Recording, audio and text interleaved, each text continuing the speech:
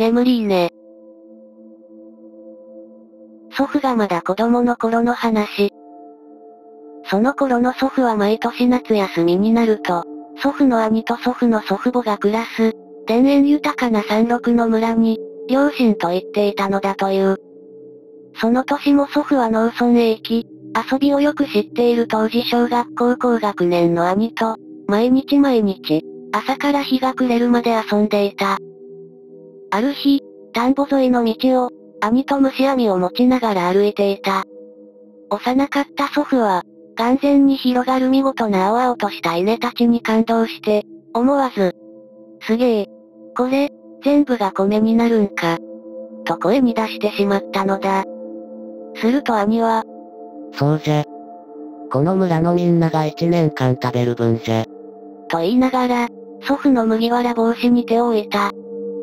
しばらく二人でその景観を見ていると、不意に兄が口を開いた。なあ、ケンジ。眠り稲を起こすな、って知っとるか？突然の質問に祖父は戸惑いながらも、首を左右に振った。眠り稲は、この村に伝わる合言葉みたいなものでな。稲が眠ったみたくほうたれても、病気じゃないから変に心配はせんでいい。注意味らしいんじゃ。へえ、と、祖父は驚きと納得が混ざったような返事をする。この稲が全部眠ることがあるのかと思うと、なんとも言えぬ不思議な気分になったという。その夜、晩飯を食い終わり、祖父が縁側で心地よい満腹感を感じていた時、不意に兄から声がかかった。ケンジ、花火せんか？振り向くと、大きな袋を掲げた兄が立っている。祖父はすぐに、と返事をした。この年の子供たちは、家の中では常に退屈しているようなものである。二人は履物をつっかけ、ぼちぼち暗なってきたから、気ぃつけや。の声を背に、外へ出て行った。田んぼ沿いの道を、花火を持ちながら歩く。赤や黄色の火花に見とれながら、たびたび着火のために止まる。そのまま一帯を散歩しようかとなっていた時だった。祖父が特別大きい花火を喜んで振り回していたら、近くの民家の窓が開き、おじさんが怒鳴った。くらガキども。そないなもの振り回して、稲が燃えてダメになりでもしたらどないしてくれる？いきなり知らない大人に怒鳴られて、祖父はもちろん、兄もびっくりし、涙目になって逃げ出したという。祖父は今でも、家に帰り着いてから兄が、クソ親父。今に見とき。と呟いたのを覚えているという。深夜、祖父は自分を呼ぶ声で目を覚ます。目を開けると、徐々に輪郭を持ち始める闇の中に、兄の顔が見えたという。なあ。面白いこと考えたんじゃ。一体何をこんな夜中に思いついたのだろう。今からあのクソ親父の田んぼ行って、かかしを引っこ抜いたるんじゃ。ケンジも来るか？祖父はあまりに驚き、必死で首を振って拒否した。そうか、いかんか。それでもええんじゃ。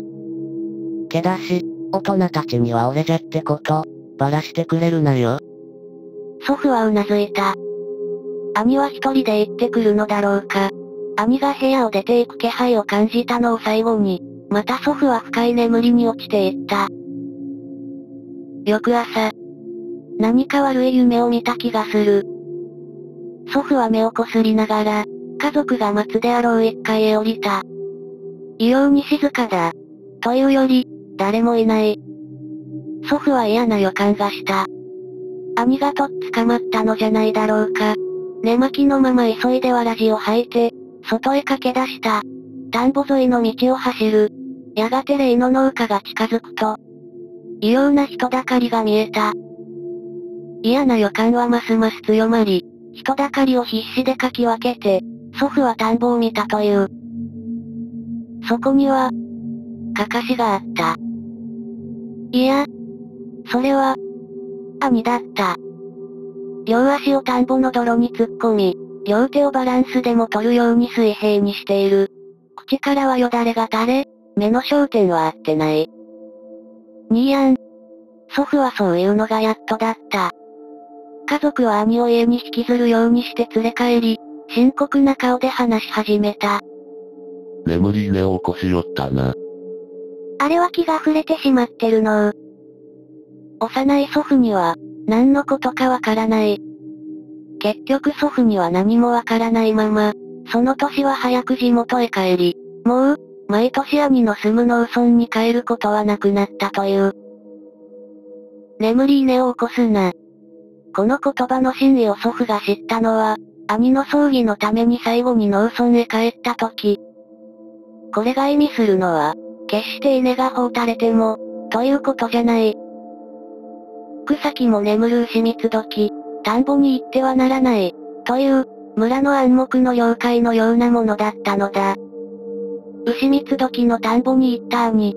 タブーを犯してしまった兄に、あの夜何が起こったのかはわからない。もしかすると、化け物に襲われたのかもしれない。とにかく、人間には想像すらできないような正体を持つ伝承は、日本のあちこちに、ひっそりと息を潜めているのだという。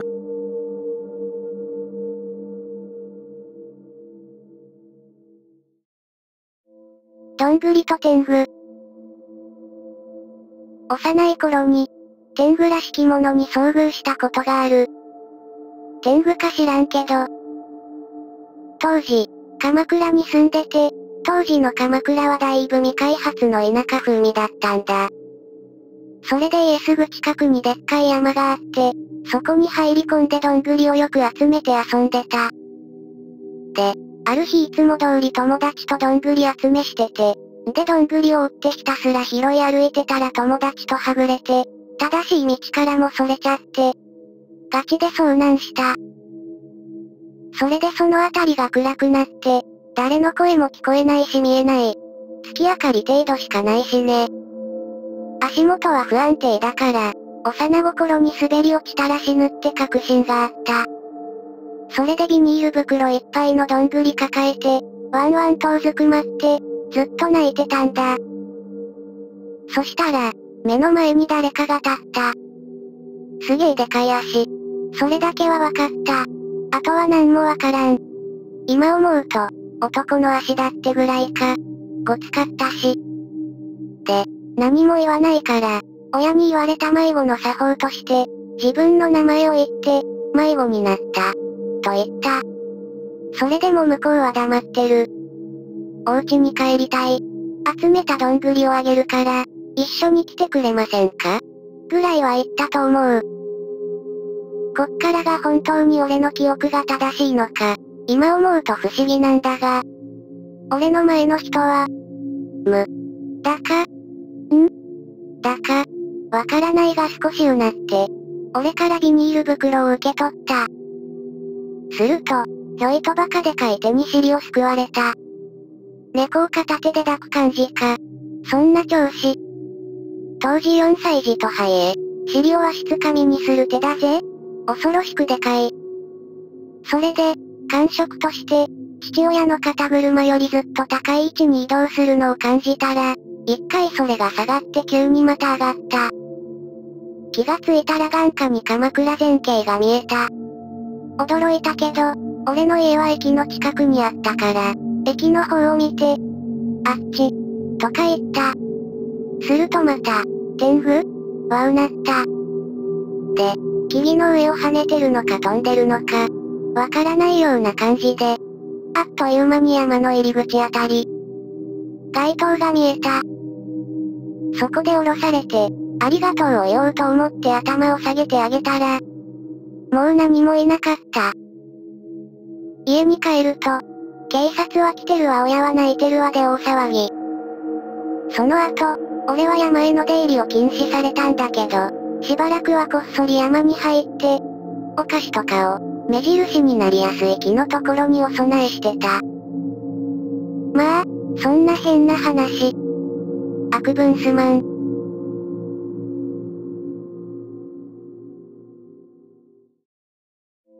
神の手。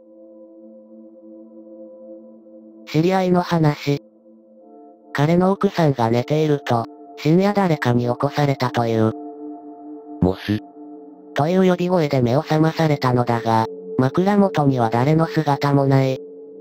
寝ぼけ眼なのであまり機会にも思わず、布団の上に正座して、見えない客人に応対していると、どうやら次のようなことが判明した。突然仕事が舞い込んできたのだが、今のままではとても手が足りない。どうか近所のよしみで、あなたの手を貸してはいただけないだろうか。近所付き合いを大事に考えている奥さんは、いいですよ。と即答していた。近所ってどこの家？仕事とは何？自分は何をすればいいの？なぜかそういう類の考えが、全く頭に浮かばなかったという。すると、ありがとう。という答えがあり、そこで初めて頭がシャンとしたが、声の気配はかき消すように消えてしまう。変な夢を見たわね。そう思い再び就寝した。翌朝目覚めてみると、なんとも困ったことになってしまっていた。右手の感覚がなくなっているのだ。肩から下が、動かすことはできるのだが、神経が死んだかのように何の触覚も伝えてこない。つつかれてもそれがわからないほどの症状だったという。大慌てで病院にかかったが、精密検査の結果はどこにも異常がないと出た。困り果てて、もうこうなったら、大きな町の病院に行くしかないかと、夫婦で話し始めた頃。ちょうど、変な夢を見て1週間目の夜だった。やはり深夜過ぎに。助かったよ。迷惑をかけたね。という声を聞いた。果たしてその翌朝、右手はすっかり元通りに復活したという。近所のおばあさんが言うには、そりゃ山の神様だろうと。なんでも、この辺りの山神は、手足が一本ずつしかないそうで、手が足りない折は、里まで人手を借りに降りてくる慣習なのだそうだ。神様って一体、山の中で何の仕事をしているのかしらね。奥さんはそう言って小首をかしげていた。余談。神様に文字通り歌詞を作ったわけだ。何か良いことあったんじゃないか？そうからかうと旦那は少し口ごもり、ボソボソと次のように口に出した。いや、なんと言っていいのかもう。すごいんだ。どうやらあの日以来、奥さん本人は自覚してはいないが、旦那さんにしかわからない。超絶テクニックを授かったものらしい。詳細はちょっと書けないが、現在夫婦仲は、非常に良くなっているという。